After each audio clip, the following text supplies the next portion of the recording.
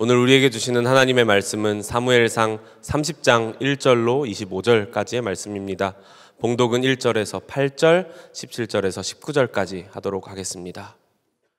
다윗이 부하들과 함께 사흘 만에 시글락으로 돌아왔을 때는 아말렉 사람이 이미 남부지역과 시글락을 습격하고 떠난 뒤였다. 그들은 시글락에 침입하여 성에 불을 지르고 여자를 비롯하여 그 성읍 안에 있는 모든 사람을 어린아이나 노인할 것 없이 사로잡아 한 사람도 죽이지 않고 끌고 갔다. 다윗이 부하들을 거느리고 그 성읍으로 들어와 보니 성은 불타버렸고 아내들과 아이들이 모두 사로잡혀갔다. 다윗과 그의 부하들은 목 놓아 울었다. 모두들 더 이상 울 힘이 없어 지칠 때까지 울었다. 다윗의 두 아내인 이스라엘 여인 아히노암과 나발의 아내였던 갈멜 여인 아비가일도 사로잡혀갔다. 군인들이 저마다 아들, 딸들을 잃고 마음이 아파서 다윗을 돌로 치자고 말할 정도였으니 다윗은 큰 공경에 빠졌다. 그러나 다윗은 자기가 믿는 주 하나님을 더욱 굳게 의지하였다. 다윗이 아히멜렉의 아들 제사장 아비아달에게 말하였다. 어서 나에게 에봇을 가져다 주시오. 아비아달이 에봇을 다윗에게 가져오니 다윗이 주님께 문의하였다. 제가 이 강도들을 추격하면 따라잡을 수 있겠습니까? 주님께서 그에게 대답하셨다. 내가 틀림없이 따라잡고 또 틀림없이 되찾을 것이니 추격하여라.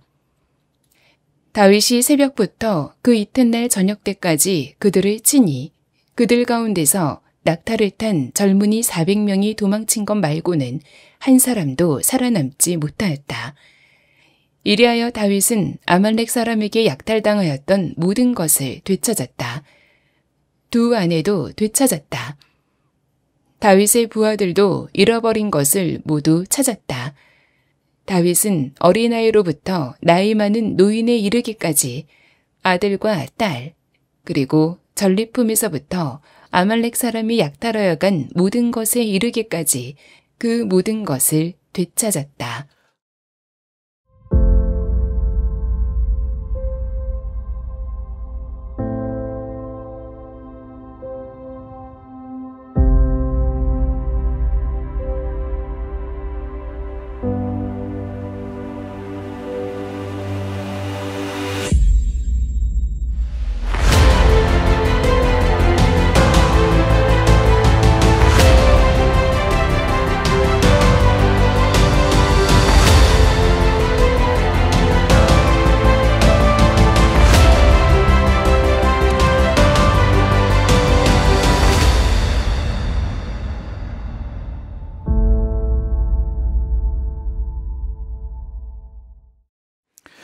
네, 사무엘상 하나님 마음에 맞는 사람 29번째입니다. 큰 환란의 밤을 지나 회복의 새벽으로 라는 제목의 말씀을 나누겠습니다.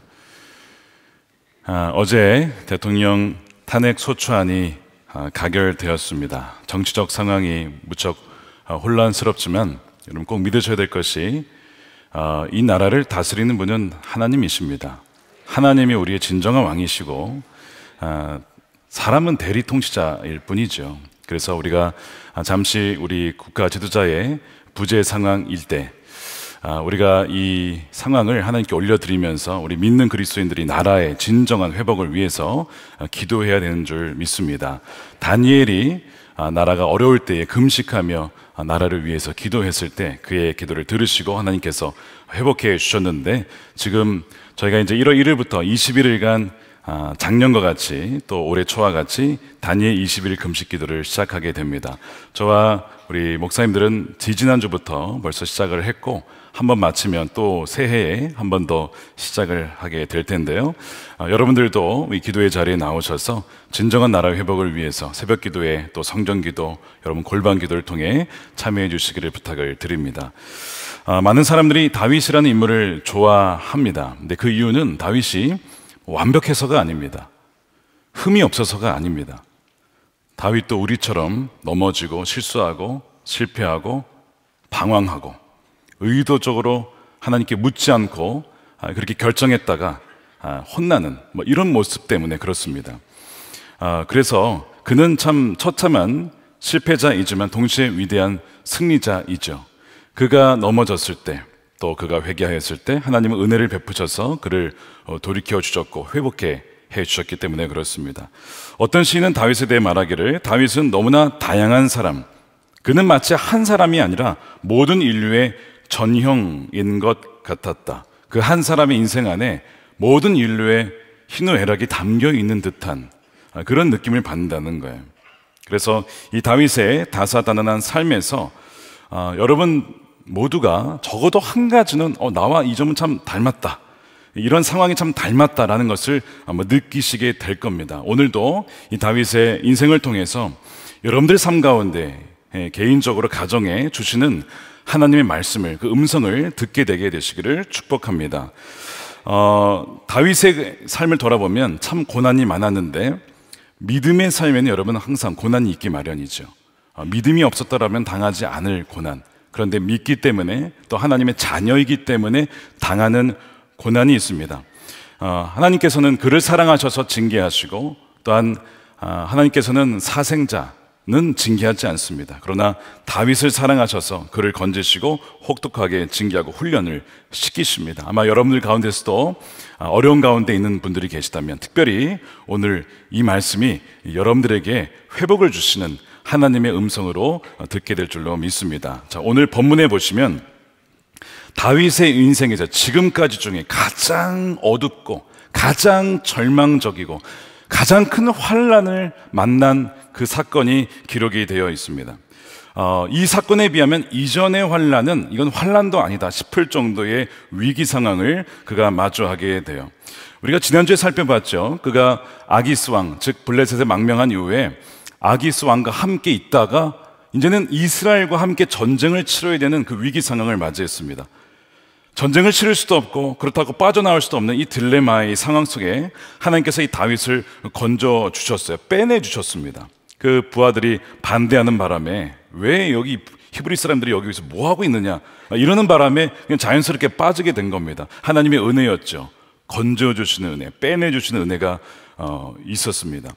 그래서 이제 다윗은 어쩔 수 없이 또 하나님의 은혜로 이제 블레셋의 한 지역입니다. 이 시글락이라고 하는, 원래 이제 이 가족들이 다 거기에 있었어요.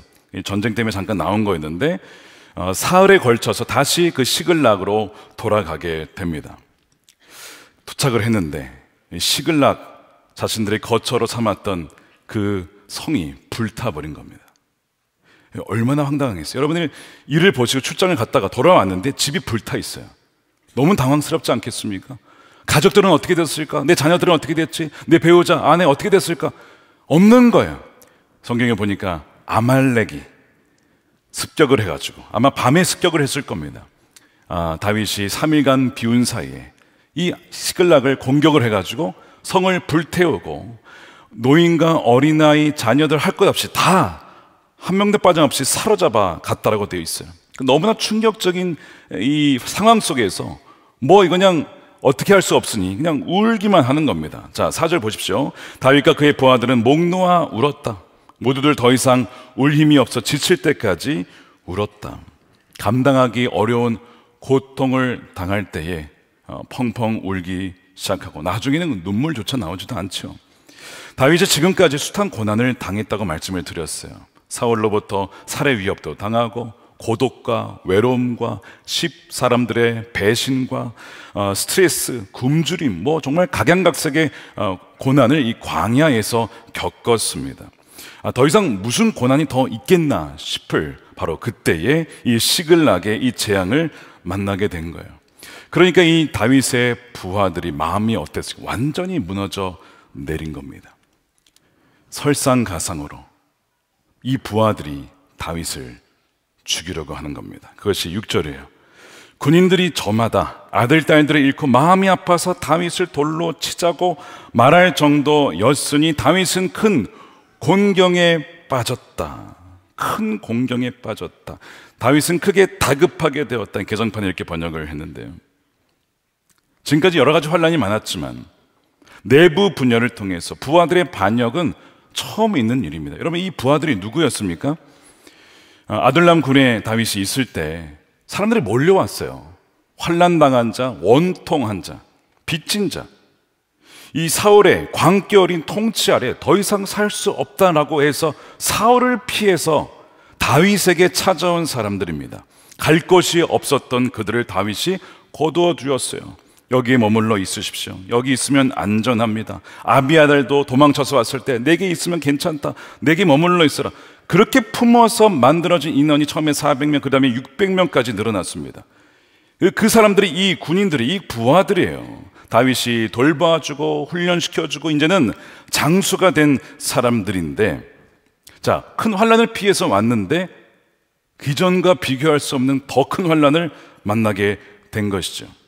다윗의 잘못된 결정, 블레셋 망명이라고 하는 그 결정이 결국에는 잠시는 좋은 것 같았지만 결론적으로는 지금 현재 상황에서는 이 아말렉에 의해서 모든 것을 다 빼앗겨버린 그런 최악의 상황에 처하게 된 거예요. 당신 때문에 이 도시가 불탔고, 당신 때문에 우리의 자녀들과 우리의 아내들이 지금 사로잡혀 갔다라고. 지금 부하들이 그 원망과 함께 원망이 이어서 분노의 화살을, 그 불을, 그 잔을 지금 다윗에게 쏟아 붓고 있는 것이죠.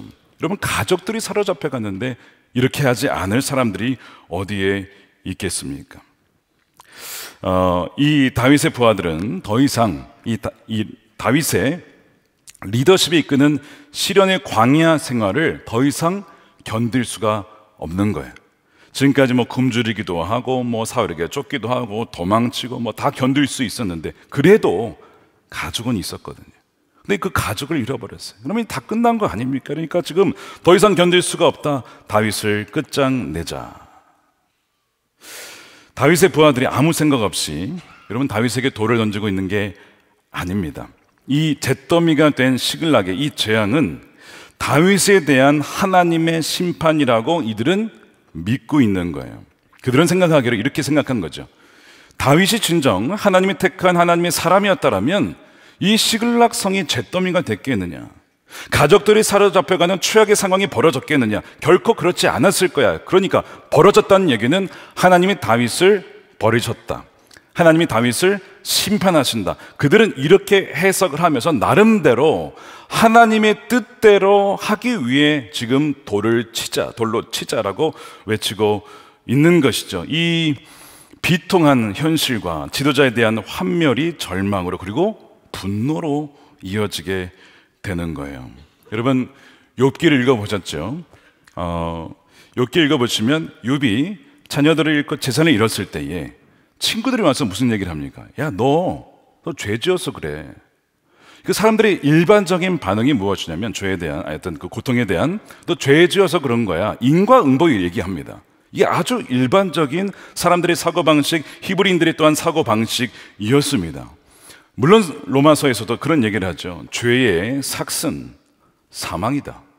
이 죄에 대한 대가가 반드시 있다는 거예요. 하나님은 사랑의 하나님이시지만 우리가 놓치기 쉬운 것이 무엇이냐면, 그분은 공의의 하나님이십니다. 의로운 재판장이십니다. 그래서 죄인에 대해서 그냥 죄가 없다라고 하시지 않고, 그런 불의의 재판장이 아니라 죄에 대한 대가를 치르게 하시는 거예요. 그래서 하나님께서는 사울을 끝까지 기다려 주셨어요. 왜냐하면 그가 회개하기를 원하셨는데 사울은 끝까지 회개하지 않고 결국에는 그 위기의 때에 마지막 찬스였는데 엔돌의 무당을 찾아갔다라고 말씀을 드렸어요. 28장에 무당을 찾아가서 묻는 거예요.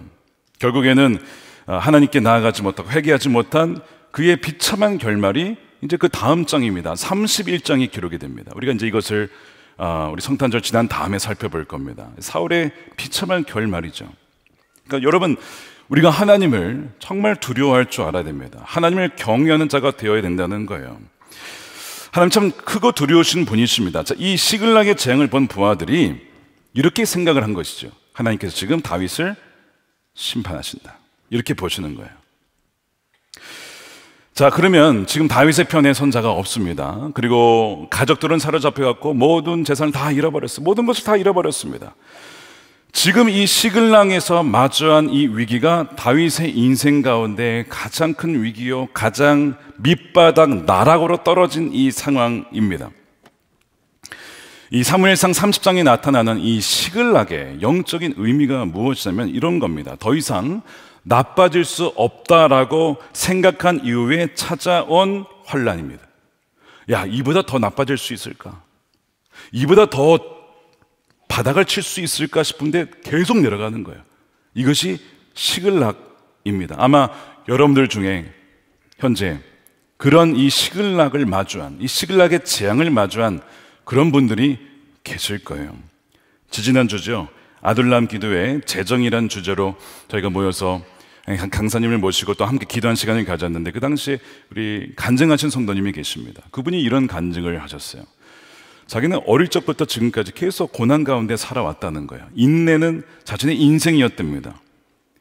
자신의 본가가 재정적인 문제로 무너졌다고 해요. 이거는 그분의 인생 가운데 벌어진 참 안타까운 일이죠. 부모님의 잘못이긴 하지만 그렇다고 해서 부모님을 보낼 수 있겠습니까? 부모님이 잘못인데 고스란히 자녀들이 다 피해를 본 것이죠. 그래서 나중에 이제 이분이 무너진 본가를 살리기 위해서 회사를 퇴사하고 사업을 시작하셨는데, 하나님의 은혜로 IMF 시작할 때쯤에 시작한 이 사업이 이제 직원이 한두 명 늘어나더니 20명 넘게 늘어나기 시작했습니다. 그래서 번창케 해 주셨어요. 근데 그때 어떤 타이밍이 있었답니다. 사업을 확장할 수 있는 타이밍이 있었어요.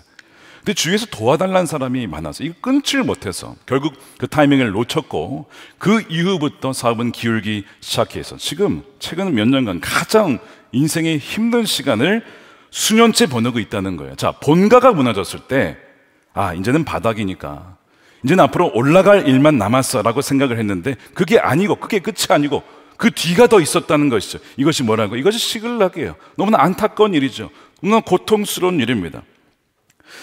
보통 이런 환란 이후에 또 환란을 당하면 처음에야 내가 뭘 잘못했나 이런 생각이 들지만, 계속이 되면요, 내가 회개했는데 왜 나에게 이런 일이 일어나지?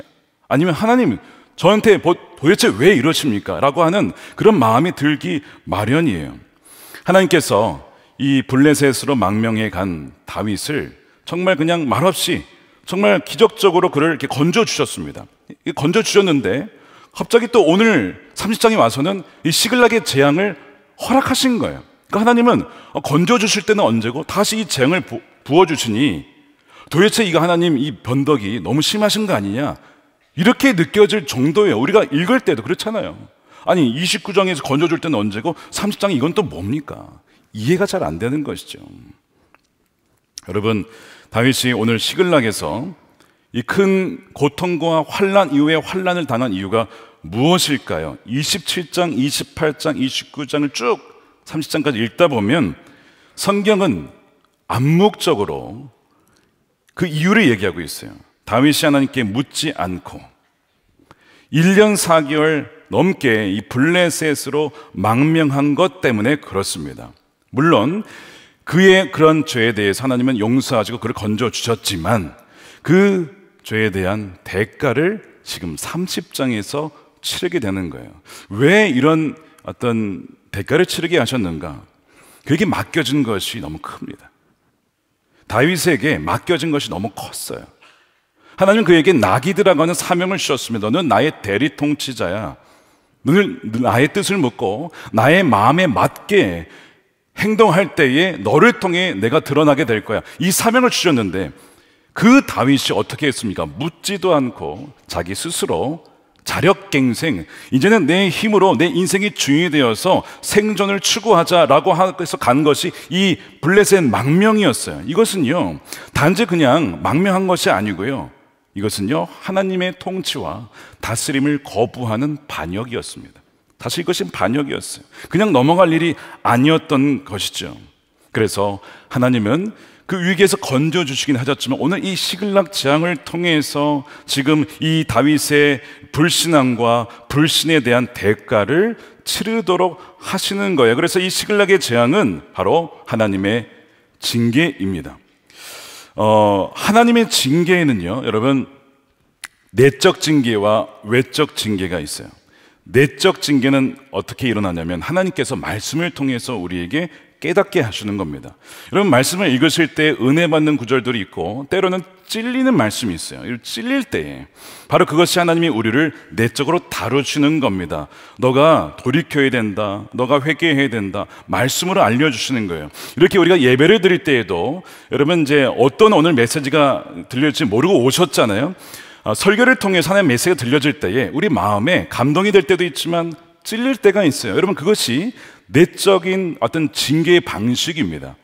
그래서 하나님께서는 성령의 검인 말씀을 통해서 마치 의사의 이 메스로 환자의 그 암의 환부를 갈라내고 수술하는 것처럼 말씀을 통해서 우리를 깨닫게 하시는 거거든요. 그럴 때마다 하나님, 제가 잘못했습니다, 제가 회개하고 하나님 뜻대로 살겠습니다, 이러면 치유가 돼요. 여기서 끝나는 거예요. 그런데 많은 경우에 이 내적 징계가 일어났을 때에 저도 그럴 때가 참 많이 있지만 어떻습니까? 그런 말씀이 들리면 피하고 싶어요. 듣기 싫습니다, 사실. 하나님 말씀인 거 분명히 알아. 이렇게 가야 돼. 그런데 의도적으로 마음에 거역하는 마음, 완고한 마음, 거스르고 싶은 이 마음이 있어요, 우리에게. 그래서 그것을 거부합니다. 그래서 말씀을 우리가 이렇게 들을 때에도 내가 듣기에 좋은 것을 골라 듣는 성향이 있지 않습니까? 그래서 우리가 그것을 거부한단 말이에요. 자, 그러면 하나님께서 내적 징계를 통해서 듣지 않으면 두 번째로 넘어가는 거예요. 그게 뭐냐면 외적 징계입니다. 외적 징계는 우리가 살아가는 환경들을 하나님이 뒤흔들기 시작합니다. 우리의 만나는 관계와 사람과 우리의 재정과 기업과 자녀를 건드리시고요. 그 다음에 우리의 어떤 그 모든 관련된 환경들을 흔들기 시작하시는 거예요. 그래서 우리를 깨우치시는 것입니다. C.S. 루이스가 고통은 무엇이냐? 하나님의 메가폰이라고, 확성기라고. 우리가 알아들어야 되는데 알아듣지 못하니 우리의 삶을 뒤흔들셔서 깨우시는 것이죠. 풍랑을 뒤흔들어서 주님을 찾게 만드는 것입니다. 하나님, 왜 저에게 이런 시글락의 재앙을 주셨습니까? 라고 하면 하나님 뭐라고 하시냐면, 내가 이것을 그러고 싶지 않았지만 너가 내게로 돌아오게 하기 위해서 나는 풍랑을 줄 수밖에 없었다라고 하나님은 말씀하시는 것이죠. 이것이 정확하게 시글락에서 다윗에게 일어난 외적인 징계였던 거예요. 사실은 하나님께서는 여러 가지 방식을 통해서 다윗이 움직이지 않도록 말씀을 하셨을 텐데 그가 거부했기 때문에 그가 지금 이 징계를 당하고 있는 겁니다. 여러분들 중에 혹시나 지금 여러 가지 환난 때문에 어려워하신 분이 계시다면 이것이 혹시 외적 징계가 아닌가를 돌아보셔야 돼요. 사실 여러분이 징계란 말 누가 좋아합니까? 여러분, 회사에서 나 징계 먹었어, 나 너무 기뻐, 이런 분 한번 손 들어보세요. 없어요. 한 명도 없습니다. 학교에서조차, 요즘엔 공립학교에서도요, 아이들 징계하는 거 쉽지 않습니다. 굉장히 선생님이 어려워하세요. 징계를 잘못했다가는 오히려 역풍을 당하고 인권 문제를 당해서 해임이 될 수가 있는 거예요. 그러니까 징계라는 단어를 쓸 수가 없는 시대에 우리가 살고 있습니다. 게다가 더 나아가서 부모님이 자녀를 징계한다, 이거 막 찾아보기 어려운 시대. 아이들 기죽으니까 내버려 둬라 이거예요. 근데 이것이 하나의 어떤 교육법으로 인정을 받으면서 이제는 그 아이들이 마음대로 살아가게 되죠. 이런 일들도 일어나게 되죠. 그런데 우리의 가치관과 사고는 늘 하나님 말씀에 기초해야 되는데 성경에 이제 이렇게 되어 있습니다. 하나님께서는 사랑하는 자녀를 징계하시고 훈육하신답니다. 이게 어디 나와 있냐면 히브리서 12장 6절인데 우리 함께 읽어보겠습니다. 시작. 주님께서는 사랑하시는 사람을 징계하시고 받아들이시는 아들마다 채찍질 하신다. 누구를 징계하신다고요? 하나님께서 사랑하시는 사람, 사랑할 사람은 징계하시고 사랑하지 않는 사람은 징계가 없는 거예요. 내버려 두는 거예요. 부모가 자기의 자녀를 징계하지 남의 자녀 징계하겠습니까? 남의 자녀는 남의 부모가 하는 거예요. 징계 대상은 내 자녀인 것이죠. 요한계시록 3장 19절도 한번 읽어보세요. 내가 사랑하는 사람은 누구든지 책망도 하고 징계도 한다. 그러므로 너는 열심을 내어 노력하고 회개하여라. 여러분, 이 말씀이 누구에게 준 말씀인지 아십니까? 라오디게아 교회, 차지도 않고 뜨겁지도 않았던, 미지근했던, 그래서 예수님께서 야, 너 정말 토해버리고 싶어 라고까지 했던 그 교회에게 책망을 하시다가 이 마지막에, 여러분 잘 아시는 말씀이죠. 그래서 주님께서 내가 사랑하는 자를 나는 책망도 하고 징계하는 거야. 내가 너를 사랑하지 않았더라면 너희를 징계하겠니? 그 다음에 나오는 구절이 뭐예요? 그러므로 볼지어다 내가 문 밖에 서서 문을 두드린다. 제발 문을 열어달라. 너희 마음 문을 열어라. 내가 왔을 때 너와 함께 교제하고 싶다. 이 주님의 사랑의 심정을 우리 이 말씀을 통해서 느낄 수 있어야 돼요. 그래서 징계는 너무나 괴롭지만 징계는 하나님이 사랑하신다라고 하는 확실한 증거이구나 라고 하는 것이죠. 여러분 자녀 중에 여러분 자녀가 사망의 길로 멸망의 길로 중독의 길로 간다고 했을 때 잘 간다 내버려둘 부모가 어디에 있겠습니까? 막 거짓말을 하는 거야. 막 이 거짓말을 내버려뒀다가 나중에 이 사기치는 거 아니야? 여러분 걱정이 안 되겠습니까? 그러니까 당연히 그 거짓말에 대해서 너 그러면 안 돼. 부모라면 당연히 그 아이를 징계해야 되는 것이죠. 저는 아직도 저희 그 아버님께 징계 어릴 적에 받았던 기억이 아직도 생생히 납니다. 초등학교 시절에 제가 게임을 잘했다고 말씀을 드렸죠. 어릴 적부터 잘했습니다. 제가 대학교 때만 잘한 게 아니고 어릴 적부터 오락실을 자주 가던 시기가 있었어요. 근데 어느 정도로 자주 갔냐면 이게 이제 시골에 이제 명절이면 시골에 가잖아요. 그러면 할머니께 인사를 드리고 사촌들과 어울리면서 놀아야 되잖아요. 그냥 거기서도 게임 오락실을 찾아간 거예요. 그 정도로 당시에 제가 중독이 되어 있었던 것이죠. 제가 좀 중독 성향이 있는 것 같습니다. 예수님께 중독이 된 거죠. 할렐루야.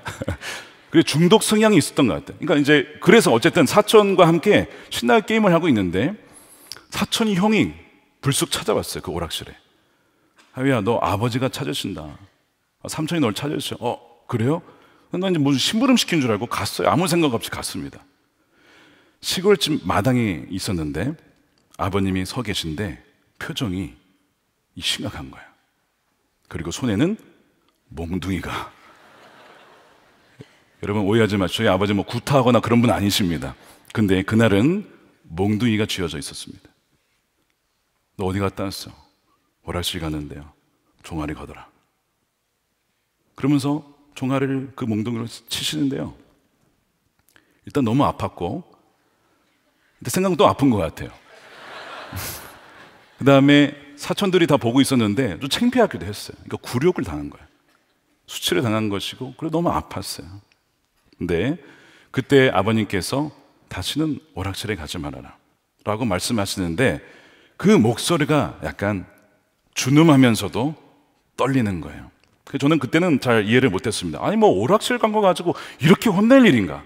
약간 좀 저는 약간 마음에 죄송하면서도 이게 그 정도 일인가라는 생각을 했습니다. 나중에 저희 아버님이 이제 어린 시절부터 지금까지 있었던 일들을 하나하나 에피소드를 써서 저에게 보내주고 계신데 그런 이야기가 거기에 적혀 있었어요. 어린 시절에 그러니까 저희 친할아버지죠. 할아버지가 저희 아버지 어릴 적에 그렇게 귀에 못이 박히도록 한 얘기 중에 하나가 그것이었답니다. 노름 절대 하지 말아라. 노름하다가 집안 다 망신시키고 또한 팔아먹고 망한 사람들이 너무 많다. 그러니까 노름이나 카드나 도박이나 악은 모양이라도 버리라. 장난이라도 재미로라도 하지 말아라. 이거를 그렇게 가르치셨대요. 근데 이제 그렇게 교육을 받으신 아버님께서 저를 봤을 때 얘가 이러다가 진짜 완전히 빠지겠구나, 중독이 되겠구나 걱정이 되셨는지 그날 작정을 하시고 저를 징계하셨던 거예요. 징계한 이후에 아버님의 마음이 어떠셨을까를 저는 그 당시엔 몰랐는데 세 자녀를 키우면서 또한 저희 두 아들들을 때론 제가 징계할 때에 그때 그 마음을 느꼈어요. 징계를 하는데 여기서 막 눈물이 나는 거예요. 징계하는데 여기서 막 눈물이 나요. 너무 아파요. 근데 징계하지 않을 수가 없는 거예요. 그렇지 않으면 이걸 끊을 수가 없으니까. 정말 이 아들이 잘 되기를 원하니까. 그 마음이 느껴지는데 언제가 생각이 났을까요?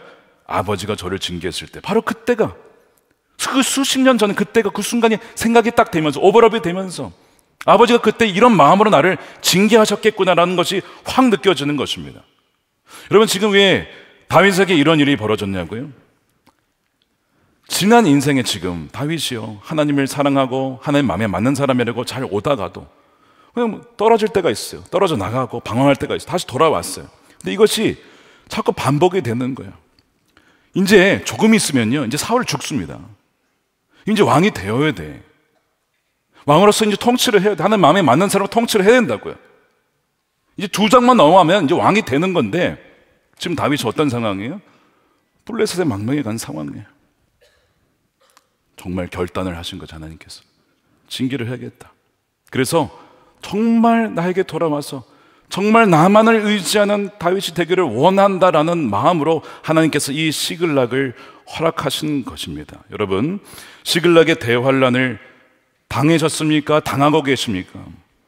여러분들에게 하나님의 위로가 있게 되기를 축복합니다. 그러나 동시에 환란이 있다면 여러분 믿으십시오. 아, 내가 하나님의 사랑받는 자녀이구나. 내가 사랑받는 자녀이기에 나를 하나님께서 징계하시는구나. 여러분, 사생자는 여러분 하나님께서 징계하지 않습니다. 내버려 둡니다. 말씀을 무시하고 또한 내 멋대로 사는데 아무런 일이 없습니까? 여러분, 하나님께서 허락하신다고 여러분 믿지 마시고요. 그것이 바로 내버려 둔 징계일 수 있으면, 어떻게 보면 더 무서운 심판일 수 있으면 여러분 아셔야 됩니다. 그렇기 때문에 이 시글락의 재앙은 사랑의 증거라는 거예요. 자, 하나님께서 다윗에게 이 징계를 하셨지만 굉장히 절망적인 상황이에요. 근데 여러분 꼭 기억하십시오. 하나님은 진노 중에도 긍휼을 잊지 않는 분이십니다. 공의 하나님이시지만 동시에 사랑의 하나님이시죠. 그 증거가 오늘 본문에 몇 가지 나와요. 30장 오늘 2절에 보니까 불타고 사로잡혀 갔는데 뭘 기록하고 있냐면 한 사람도 죽이지 않고 끌고 갔대요. 죽은 자가 없었답니다. 사로잡혀 갔대요. 원래 아말렉, 여러분 이제 성경을 보시면 아말렉 사람들이 나타나면요, 가차없이 죽입니다. 아말렉 굉장히 잔인한 사람들이에요. 원래는 죽었어야 됐는데 죽지 않고 대신 끌려갔대요. 이것은, 끌려간 것은 징계인데 죽지 않은 것은 하나님의 긍휼이죠. 이것이 이 오늘 본문의 하나의 증거고요. 또 다른 증거가 무엇이냐면 부하들이 지금 돌로 치자라고 막 외치고 있습니다. 한둘이 아닙니다. 근데 이상하게 결과적으로 다윗은 죽지 않습니다. 그러니까 하나님께서 부하들을 통하여 반역하여서 돌을 치도록 외치면서 이 다윗으로 하여금 궁지에 몰아넣고 굉장히 굴욕스럽고 수치스러운 상황을 당하게 하셨어요. 이러면 우리 징계죠. 근데 하나님께서는 부하들에 의해서 다윗이 죽도록 버려두지는 않으셨어요. 이건 또 긍휼인 것입니다. 여러분들의 삶 가운데 여러 가지 어려움이 있죠. 그런데 그 어려움 안에 하나님의 긍휼이 있다는 것을 보셔야 돼요. 절망만 하지 마시고 그 절망 가운데 하나님께 나를 다루실 때에 하나님 베풀어 주시는 긍휼이 있구나, 거기에 대해서 우리가 감사하면서 하나님께 찬양하면서, 하나님, 하박국 선지자의 기도처럼 진노 중에서라도 긍휼을 잊지 마십시오. 이게 3장 2절 말씀이거든요. 진노 중에서라도 긍휼을 잊지 마십시오. 이게 반전의 실말입니다. 큰 공경에 빠져 있었던 다윗에게 반전이 일어나는데 그 이유가 무엇인지를 6절은 이렇게 기록을 하고 있습니다. 다윗을 돌로 치자 하니 다윗이 크게 다급하였으나 그의 하나님 여호와를 힘입고 용기를 얻었더라. 여러분, 위기 속에서 하나님께 나아가 그분을 붙잡고 새 힘을 얻는 여러분 되시길 축복합니다. 용기를 얻는 여러분 되시길 축복합니다. 어떤 절망 중에도 하나님의 긍휼을 잊지 않는 분이시기 때문에 그렇지요. 영어로 보니까 여호와 안에서 in the Lord라고 되어 있습니다. 여호와 안에서 스스로는 힘을 얻을 수 있는 데가 없지만 하나님 안에 있을 때에 힘을 얻게 됐다는 것이죠. 환난의 밤을 겪었습니다. 다윗이 인생의 최대의 위기를 겪고 있습니다. 그런데 하나님 안에서 회복의 새벽으로 나아가는 이 반전이 여기서 벌어지게 되는데 질문은 이것입니다. 도대체 어떻게 하는 것이 하나님 안에서, 주 안에서 힘을 얻고 회복하는 것을 말하는 것이냐? 성경에 하나님 안에서 힘을 얻는 다양한 말씀을 하고 있어요. 근데 다 말씀드릴 수는 없고 오늘 두 가지를 말씀을 드릴게요. 첫 번째는요, 죄를 회개하고 영원한 반석이신 주님만 의지하는 것입니다. 죄를 회개할 때 하나님께서 우리를 회복시켜 주시거든요. 우리 죄를 회개하고 인생을 주님께 맡길 때에 새로운 회복의 은혜가 부어지는 거예요. 그래서 인돌롤드라고 했을 때 바로 주님의 통치권 안으로 이제는 내 마음대로 가지 않겠습니다. 내 마음대로 결정하지 않겠습니다. 주님께서 인도하실 때만 내가 움직이든지 순종하겠습니다. 그 통치가 안으로 그가 들어갔다는 뜻이에요. 다윗이 그때의 회복이 일어났다는 것이죠. 여러분 보세요. 사울은 가장 위기 때 누굴 찾아갔습니까? 엔돌의 무당을 찾아갔어요. 이것이 다윗과 사울의 차이라니까요. 다윗은 가장 다급할 때에 결국 다시 주님께 돌아가는 것이죠.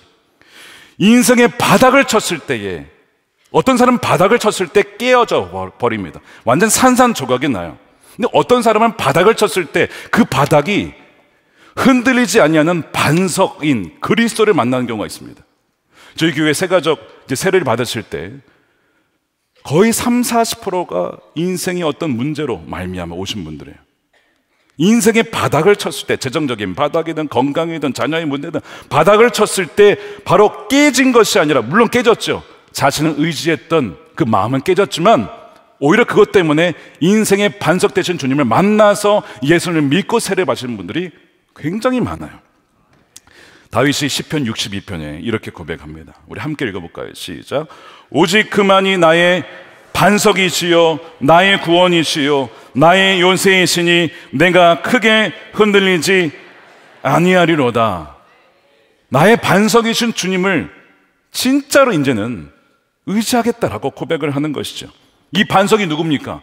고린도서 10장에 뭐라고 되어 있어요? 신령한 반석으로부터 물이 나오는데 그 반석은 곧 그리스도라. 흔들리지 아니하는 그리스도, 그 반석 위에 집을 세우는 여러분 되시길 축복합니다. 그러면 창수가 나고 폭풍이 밀려오고 와도 흔들리지 않는, 영원히 남는 그 인생이 된다는 것입니다. 이것이 예수님의 약속의 말씀이었죠. 그래서 그 바닥에서 흔들리지 않는 반석이신 주님만을 의지하기로 하는 것이 그가 힘을 얻었던 비결 첫 번째입니다. 두 번째, 주 안에서 힘을 얻고 회복으로 가는 길 두 번째, 하나님의 약속을 상기시키고 믿음으로 자신에게 그것을 선포하는 겁니다. 여러분, 굉장히 중요한 원리. 여러분, 오늘 오셨다가 가실 때 꼭 이것만큼은 가져가시길 바랍니다. 이 원리를 아시는 분들이 별로 없어요. 한 10명 중에 한두 명 뿐입니다. 자, 어떤 거냐면, 예를 들면 이런 거야. 사무엘상 23장에 보면 다윗이 이제 사울로부터 피해가지고 10광야에 숨어 있을 때 친구 요나단이 그를 찾아와서 다윗에게 약속을 상기시켜주면서 그를 이렇게 북돋아 줍니다. 뭐라고 하냐면, 요나단이 다윗이 하나님을 굳게 의지하도록 격려해줬대요. 인커리징 해줬다는 거예요. 그 어떻게 하나님을 의지하도록 했냐면, 다윗에게 하나님이 그에게 주신 약속을 상기시켜줍니다. 여러분, 이제 굉장히 힘들 때, 내가 정말 너무나 절망적일 때 일어날 수가 없잖아요. 그때 필요한 사람이 누구냐면 여러분 주변 친구입니다. 우정이 그래서 중요한 거예요. 그래서 우리가 소그룹이 중요하고 속회원 분들이 중요한 겁니다. 나 스스로는 절대 어떻게 할 수가 없어, 이제 나 끝이다 라고 할 때 그 옆에 누군가가 와서 하나님의 약속의 말씀으로 북돋아주고 용기를 주는 사람들이 필요한 거예요. 하나님 보내준 천사인데, 그때 요나단이 다윗에게 무슨 약속을 하냐면 27절에 이렇게 되어 있죠. 그는 다윗에게 말하였다. 전혀 두려워하지 말게. 자네를 해치려는 나의 아버지 사울의 세력이 자네에게 미치지 못할 걸세. 그게 첫 번째예요. 해하려는 세력이 있지만 너를 해하지 못할 거야. 두 번째, 자네는 반드시 이스라엘의 왕이 될 걸세. 지금 이제 사울이 왕이잖아요. 근데 하나님께서 때가 되면 이를 폐위시킵니다. 사도행전 13장에 보면 하나님께서 사울을 폐하시고 다윗을 세우셨다. 여러분, 왕을 세우시고 폐하시는 분은 하나님이십니다. 그래서 다윗에게 너는 반드시 이스라엘의 왕이 될 거야. 약속의 말씀을 다시 상기시켜 주는 거예요. 절망적인 상황에서 내가 무슨 왕이야, 내가 지금 도망자인데 내가 무슨 왕이냐고 할 때에 요나단이 아니야, 너는 왕이 될 거야. 계속 이렇게 옆에서 해줄 때 그가 어떻게 해요? 주 안에서 힘을 얻은 것입니다. 이것이 힘을 얻는 방식인 거예요.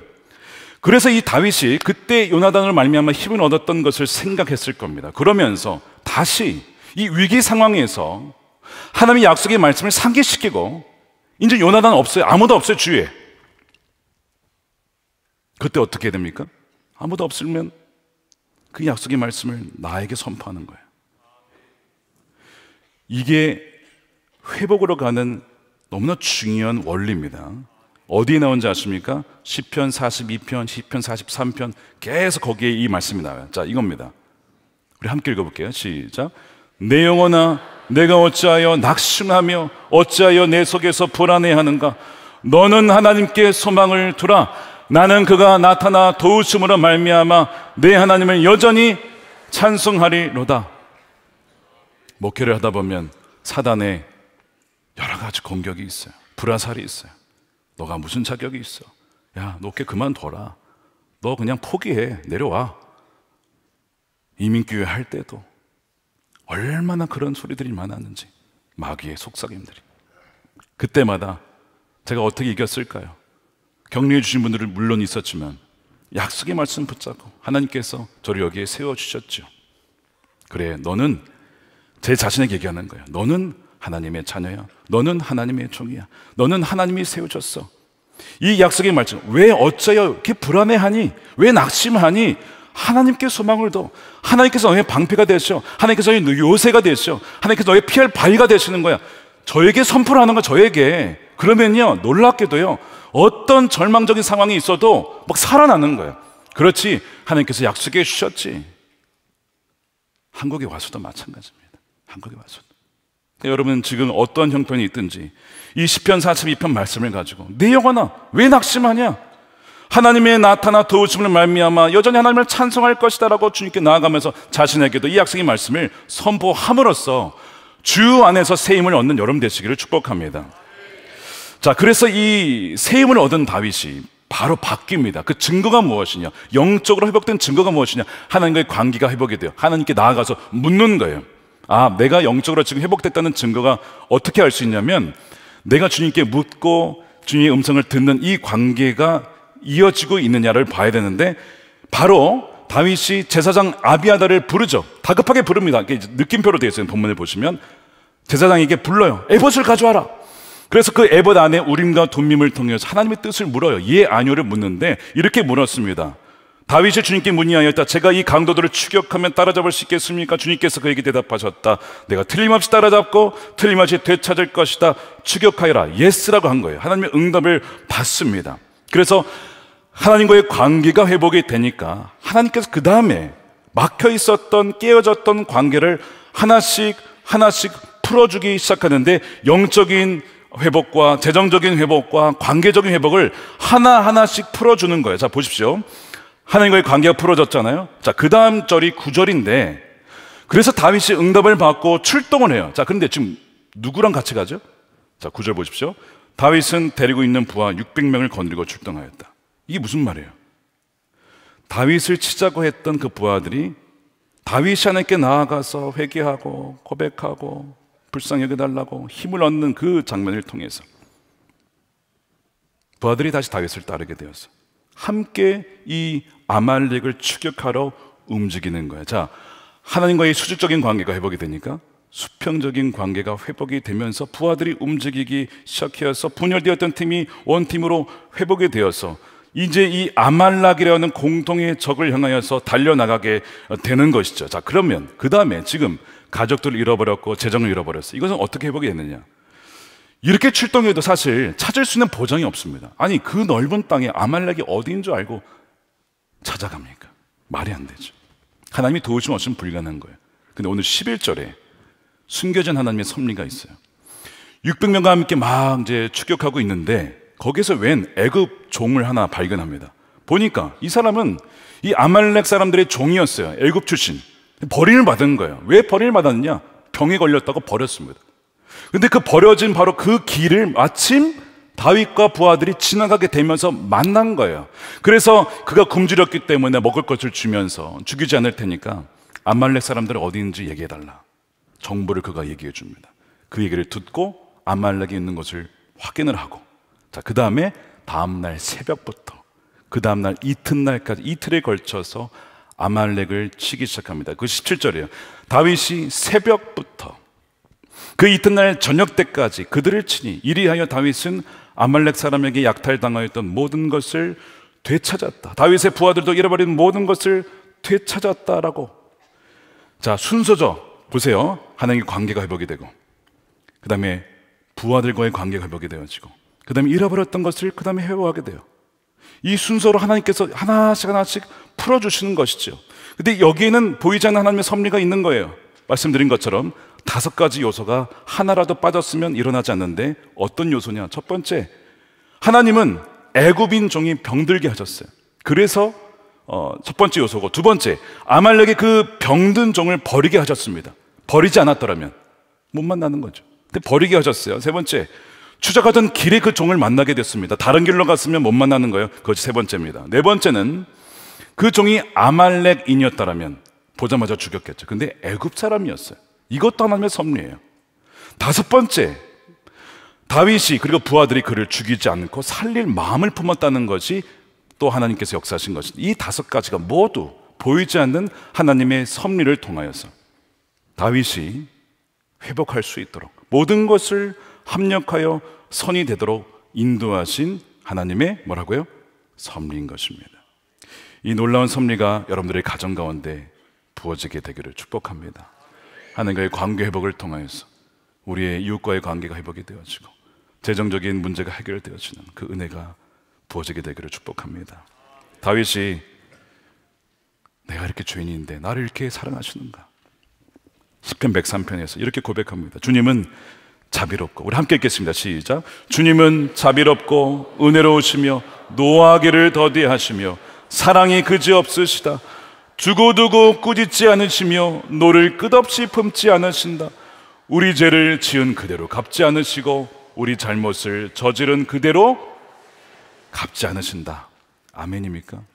하나님께서 우리가 지은 그대로 죄를 갚으셨다면 저를 포함해서 이 자리에 있을 수 있는 사람 있겠습니까? 그때만 하나님이 치셨으면요, 남아있을 사람이 어디 있냐고요.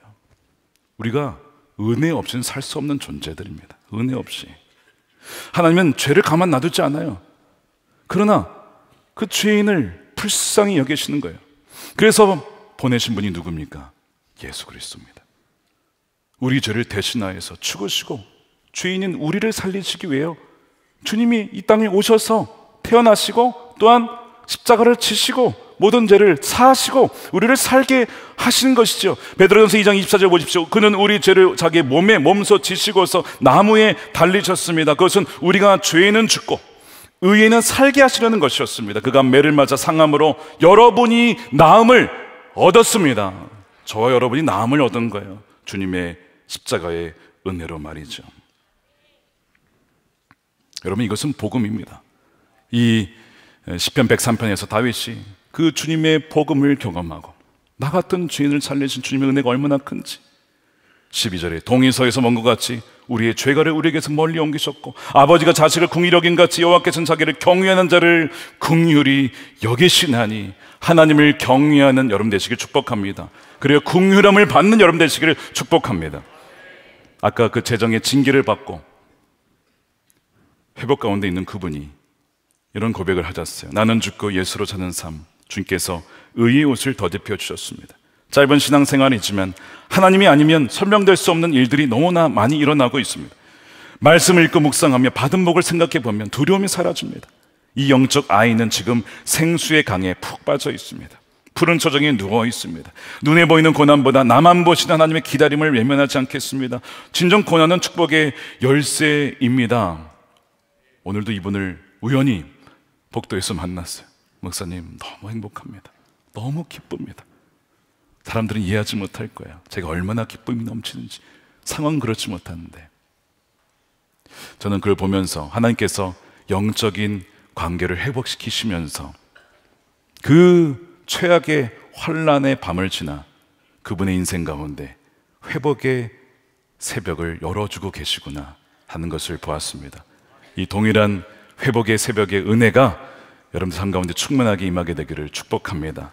여러분, 모든 것을 잃은 것 같아도 하나님께 돌아갈 때에 다윗에게 하나님께서 회복을 주신 것처럼, 다 찾은 것처럼 오늘 이 본문은 우리에게 소망을 줍니다. 우리의 환난을 끝내시고 회복의 새벽을 허락하시는 주님을 의지하여서 주님 안에서 새 힘을 얻고 주님만을 붙잡고 소망 되신 주님만을 바라보는 저와 여러분 되시기를 주님의 이름으로 축원드립니다. 아멘. 우리 함께 기도하겠습니다.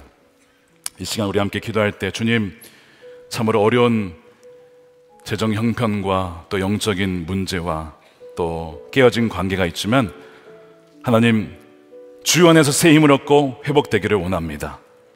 또한 이 혼란스러운 나라 형편 속에서, 지도력의 부재 상황 속에서 주님이 진정 우리의 왕 되시오니 주께서 이 나라를 친히 다스려 주시고 이 나라를 정말 거듭나게 하여 주셔서 새롭게 되어지는 그 은혜를 허락하여 주시옵소서. 우리 함께 동성으로 기도하겠습니다.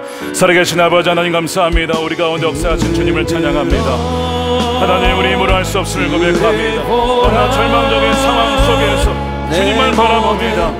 주님만을 의지합니다. 주님 안에서 힘을 얻고 용기를 얻는 우리 사랑주의 백성들이 되게 하여 주시옵소서. 오 주님, 큰 환난의 밤을 지나 회복의 새벽에 미명을 보며 참소망을 붙잡고 주님만을 의지하는 우리 하나님의 백성들이 되게 하여 주시옵소서. 오 주님, 눈으로 주를 바라봅니다. 주님의 얼굴을 바라봅니다. 의지하며 나아갑니다. 우리의 참된 왕 되신 주님만을 신뢰합니다.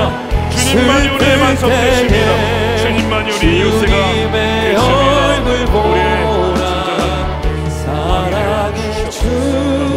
우리의 살아계신 아버지 하나님, 진정 왕 되신 주님을 떠나 내 마음대로 나의 경험과 계획대로 블레셋으로 망명 갔던 다윗이 곧 우리입니다. 이렇게 하면 더 잘 될 줄 알고 위기 상황을 피할 줄 알았는데 돌아와 보니 더 큰 환난이 있었습니다. 주님, 그러나 그 환난은 우리를 버리심이 아니라 오히려 주의 사랑하는 자마다 징계하신다고 하셨사오니 주여, 그것이 분명한 하나님의 사랑인 줄 믿고 주여, 이것 또한 감사를 드립니다. 징계조차도 하나님이 주신 사랑으로 믿고 여기며 정말 하는 우리의 시선과 우리의 온 마음을 오직 주님께만 드리며 주님만을 의지하며 주님 안에서 새 힘을 얻고 용기를 얻는 우리가 되게 하여 주시옵소서. 다시는 주님을 떠나 마음대로 움직이지 않게 하시고 하나님만을 전적으로 사랑하여서 주님이 기뻐하시는 일에만 순종하는 하나님, 우리 모두가 되게 하여 주시옵소서. 하나님의 대리 통치자로서 오직 주님께서 말씀하신 대로만 순종할 때에 하나님께서 우리 사랑하는 성도들을 통하여, 가정을 통하여, 기업을 통하여, 교회를 통하여 하나님의 뜻이 하늘에서 이루어진 것 같이 이 땅에서 온전히 이루어질 줄로 믿습니다. 주여, 그 일을 이루어 주시옵소서. 하나님, 이 시간 11조로 또한 감사헌금으로 성경으로 주님께 올려드립니다. 드리는 손길마다 주님께서 은혜를 더해 주시며 또 여러 가지 질병의 문제로 또한 공황장애와 마음의 우울증과 여러 가지 어려움을 겪고 있는 자들에게 주여 위로부터 부어주시는 회복의 은혜를 더하여 주시옵소서. 주여, 이 나라를 긍휼히 여겨주시고 하나님께서 진정 왕 되시는 나라가 되게 하여 주시고 하나님, 위로부터 거듭나지는 이 나라, 주여 완전히 새로워질 수 있는 이 나라가 될 수 있도록 주여 회복의 은총 더하여 주시옵소서. 주여, 남과 북이 복음으로 통일되며 땅끝까지 이르러 복음이 전거되어 주님이 다시 오실 길을 신실하게 예비하는 깨어있는 지혜로운 다섯처녀와 같은 주의 선한 목자교회 모든 성도들이 될 수 있도록, 예배자가 될 수 있도록 주여 은혜를 더하여 주시옵소서. 감사하며 우리 주 예수님의 이름으로 기도드립니다. 아멘. 다 같이 일어나셔서 우리 괴로울 때 주님의 얼굴 보라 찬양하며 준비하신 예물 드리겠습니다.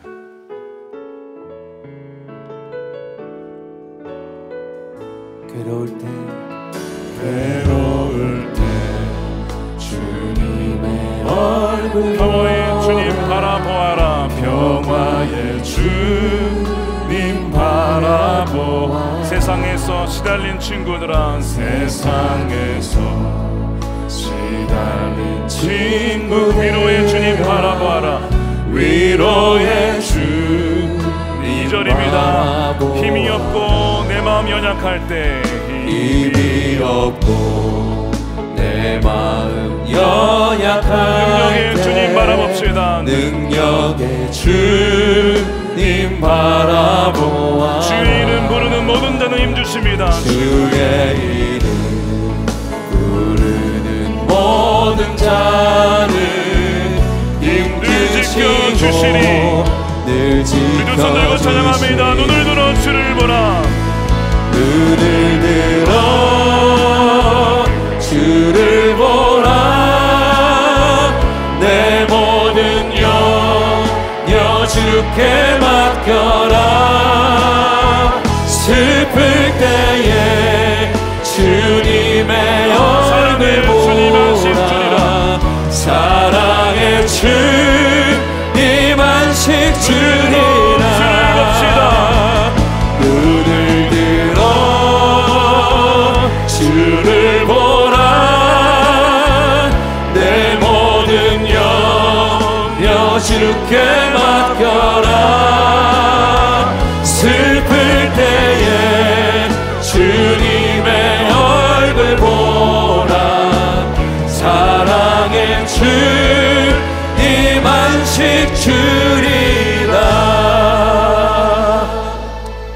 기도하겠습니다.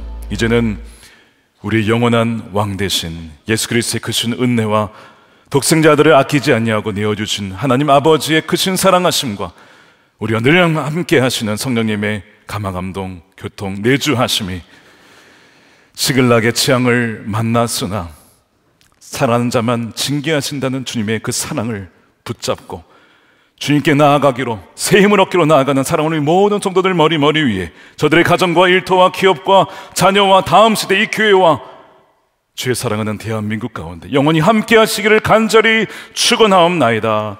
아멘.